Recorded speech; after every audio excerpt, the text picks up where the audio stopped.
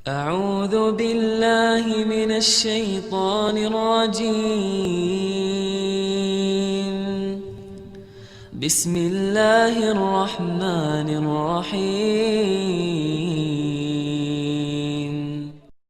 Memperhatikan Al-Quran itu sangat kemuliaannya buat kita. Semakin banyak perhatikan Al-Quran, semakin manfaatnya buat kita. Contoh, ayat Al-Kursi, satu ayat. Rasulullah SAW bersabda, "Man qara'a ayat Al-Kursi dubura kulli salatin laysa bainahu wa bainal jannati illa an yamut." Barang siapa yang membaca ayat Al-Kursi setiap habis salat fardu, tidak ada sesuatu yang mampu menghalanginya masuk surga. Ayat Al-Kursi ini satu ayat menjaminkan kita masuk surga. Kalau satu ayat menjaminkan kita masuk surga, gimana suratul Baqarah seluruhnya? Gimana lagi 30 juz Al-Quran? Kata Siti Aisyah radhiyallahu anha, jumlah tingkatan dalam surga Allah sesuai jumlah ayat Al-Quran. Oleh karena itu tidak ada yang lebih tinggi di dalam surga Allah daripada Ahlul Quran. Karena nanti Ahlul Quran ketika masuk surga, Allah suruh baca dan naik. Baca sebagaimana kamu baca di dunia, dan naik posisimu dan darjatmu di dalam surga. Baca naik terus, baca naik, sampai bersama Nabi Muhammad di derajat yang tertinggi di dalam surga Allah. Ini semua berkat Al-Quran. Belum lagi syafaat Al-Quran, belum lagi anak penghafal Al-Quran menghadiahkan 2 mahkota untuk kedua orang tuanya, belum lagi setiap satu huruf dapat 10 kebaikan, belum lagi Al-Quran akan menemani kita saat sakratul maut, belum lagi Al-Quran akan temani kita saat menghadapi mungkar nakir di dalam kubur, belum lagi saat dibangkitkan oleh Allah akan bersama Al-Quran sama kita, belum lagi saat dihisab Al-Quran akan menemani kita, belum lagi saat kita berjalan di atas sirat Al-Quran masih berkenan menemani kita sampai ke pintu surga. Bahkan ketika masuk surga Al-Quran tidak akan tinggalkan kita, masih terus masuk bersama kita di dalam surga sampai naik derajat yang tinggi di dalam surga Allah Subhanahu wa taala. Kewajiban kita cuma satu, coba berapa panjang balasan Al-Quran sampai ke surga, tapi diminta cuma satu, berkenan menjadikan Al-Quran teman kita di dunia. Temanilah Al-Quran, akan Al-Quran berkenan temani kita sepanjang hayat, bahkan sepanjang perjalanan kita menuju surga. Itu kemuliaan Al-Quran. Cukup ada seorang ulama dari At-Tabi'in bernama Abdullah As-Sulami, Abu Abdurrahman Abdullah As-Sulami, Abdullah bin Habib As-Sulami. Ditanya, beliau 70 tahun mengajar Al-Quran. Ditanya, wahai imam, apa yang membuat kamu sabar sampai 70 tahun mengajar Al-Quran? Kata beliau, yang membuat aku sabar dan minat menjaga keistiqomahan, bersabda Rasulullah sallallahu alaihi wasallam, khairukum man ta'allama al-Qur'ana wa 'allamah, sebaik-baik manusia yang mempelajari Al-Quran dan mengajarnya. Itulah ingin saya menjadi orang yang baik bagi manusia, sebagaimana bersabda Rasul, itulah yang membuat saya sabar dalam mempelajari dan mengajar Al-Quran. Siapa yang tidak mau jadi manusia yang terbaik menurut Rasulullah sallallahu alaihi wasallam?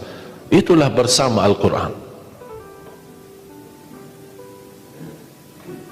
Mohon maaf, siapa Ali Jabir? Hamba yang biasa, banyak kekurangannya, yang Allah anugerahkan kemuliaan bukan karena siapa-siapa, tapi karena Al-Quran. Dihormati, didepankan, dan semua orang penghafal Al-Quran berapapun usianya dihormati, didepankan, dimuliakan. Semua berkeinginan bisa bersalaman. Kita melihat dan menonton acara Hafiz Indonesia, jangankan anak-anak, bahkan yang cacat luar biasa Allah tunjukkan bagaimana kelebihan Al-Quran. Yang buta bisa hafal Al-Quran, yang lumpuh badannya dan jasadnya seperti alana yang tidak bisa jalan hafal Al-Quran. Naja yang luar biasa dahsyat, otaknya terganggu tapi bisa hafal Al-Quran. Dia tidak bisa baca, kasih Al-Quran suruh baca, dia tidak bisa baca. Tapi ditanya tes hafalannya, hafal. Berapa ayatnya? Hafal. Nomor berapa? Hafal. Kanan kiri hafal, atas bawah hafal. Allah menunjukkan kepada kita, Allah tidak akan melepaskan Al-Quran menjadi jaminan ditolong. Inna nahnu nazzalna dzikra wa inna lahu lahafizun. Kami telah menurunkan Al-Quran dan kami akan menjaganya. Di antara terjaga Al-Quran secara fisik, terjaga Al-Quran secara tulisan, terjaga Al-Quran secara suara, dan terjaga ahlul Quran, para penghafal Al-Quran. Oleh kerana itu jamaah sekalian, selalu saya mendorong masyarakat, kalau kaum muslimin muslimat di Indonesia merasa dirinya gagal menjadi penghafal Al-Quran, jangan putus asa, tetap masih anda bisa menjadi ahlul Quran. Ayo kita lipatkan diri kita melalui yang jadi saham atau saksi baik bagi kita di hadapan Allah, melalui infak kita, sedekah kita, zakat kita, wakaf kita, apa saja, supaya kita datang di hadapan Allah. Ya Allah, mohon maaf, saya belum bisa hafal Al-Quran, tapi hartaku menjadi saksi untuk membantu dan menolong Al-Quran dan binaan Al-Quran. InsyaAllah termasuk ahlul Quran dan mendapatkan syafaatnya Al-Quran di hari kiamat, dan amalan itu menjadi sedekah jariah yang menalirkan pahalanya sampai hari kiamat. Semua harus bisa berjuang. Tidak boleh ada orang berkata saya tidak bisa hafal. InsyaAllah anakmu bisa hafal.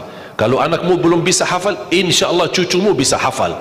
Kalau itu pun tidak berhasil, InsyaAllah saham walaupun sedikit seikhlasnya bisa menjadi saksi baik. Infaknya, sedekahnya, ikhlasnya, zakatnya, wakafnya, semua bisa menjadi saksi baik. Karena kita mendapatkan sebuah kemuliaan Al-Quran. Al-Quran kitab suci yang tidak ada keraguan di dalamnya. Sayang sekali kita bisa kehabisan berhari-hari tidak baca Al-Quran. Saya harap insyaAllah mulai hari ini kita komitmen untuk khatam Al-Quran. Siap? Sedikit demi sedikit, istiqamah lebih baik daripada banyak tapi terputus. Dan itu bersabda Rasulullah SAW, khairul amali adwamahu wa inqal. Sebaik-baik amal sedikit tetapi istiqamah daripada banyak tapi terputus. Makanya setiap waktu salat baca 4 halaman. 4 kali 5 sudah 20. Kira-kira cocok? Hah? Siap bu? Mau fikir dulu ya? Kira-kira mau nggak lebih mudah lagi? Masih mau lebih mudah lagi ya? InsyaAllah masih ada, jangan khawatir, masih ada.